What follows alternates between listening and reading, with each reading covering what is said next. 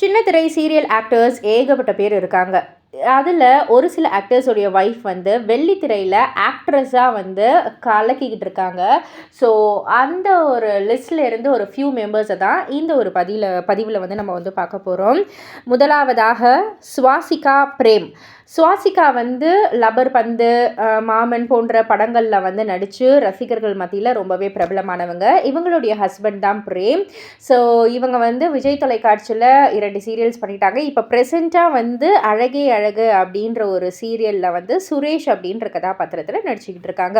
இரண்டாவதாக சாயா Singh and Krishna. So சாயா சிங் அவர்கள் வந்து மன்மதராசா பாடல் மூலயமா எவ்வளவு பட்டி தொட்டியெல்லாம் ஃபேமஸ் ஆனாங்கன்னு நான் சொல்லி தெரியணும்னு அவசியம் இல்லை. ஸோ இப்போ நிறைய படங்கள் நடிச்சிருக்காங்க. அண்ட் சாயா சிங்குமே இப்போ ப்ரெசென்ட்டாக வந்து ஜீ தமிழில் கெட்டிமேளம் சீரியலில் நடிச்சுக்கிட்டு இருக்காங்க. ஸோ இவங்களுடைய ஹஸ்பண்ட் கிருஷ்ணா அவர்கள் வந்து சன் தொலைக்காட்சியில் தெய்வ மகள், சுந்தரி போன்ற சீரியல் எல்லாம் நடித்தவங்க. அண்ட் இப்போ ப்ரெசென்ட்டாக வினோதினி அப்படின்ற ஒரு சீரியலில் வாசுதேவன் அப்படின்ற ஒரு கேரக்டர் பண்ணிக்கிட்டு இருக்காங்க.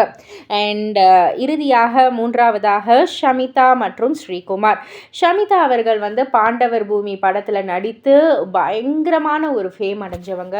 இவங்க வந்து இப்போ சின்ன திரையில் நிறைய சீரியல்ஸ்லாம் பண்ணிக்கிட்டு இருக்காங்க. இவங்களுடைய கணவர் ஸ்ரீகுமார் அவர்கள் வானத்தை போல, யாரடி நீ மோகினி, மொம்பலாட்டம், துளசி போன்ற பல சீரியல்ஸில் வந்து நடிச்சிருக்காங்க.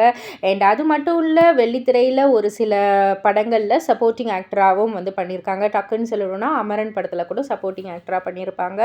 ஸோ இவங்க 2 பேருமே வந்துட்டு ஒரு சூப்பரான ஒரு பேர்னு சொல்லலாம். ஸ்ரீகுமார் அவர்கள் இப்போ ப்ரெசென்ட்டாக வந்து ஜீ தமிழில் கெட்டிமேளம் சீரியலில் வெற்றி அப்படின்ற ஒரு கதாபாத்திரத்தில் நடிச்சுக்கிட்டு இருக்காங்க. ஸோ இதெல்லாம் பற்றி நீங்கள் என்ன நினைக்கிறீங்க? உங்களுடைய கருத்து என்ன? இதில் உங்களுடைய ஃபேவரட் பேர் யார் அப்படின்றதெல்லாம் கீழே உள்ள கமெண்ட் பாக்ஸில் குறிப்பிட்டு சொல்லுங்கள். மறக்காம சேனலில் சப்ஸ்கிரைப் பண்ணி பக்கத்தில் உள்ள பெல் ஐக்கானை கிளிக் பண்ணிவிடுங்க.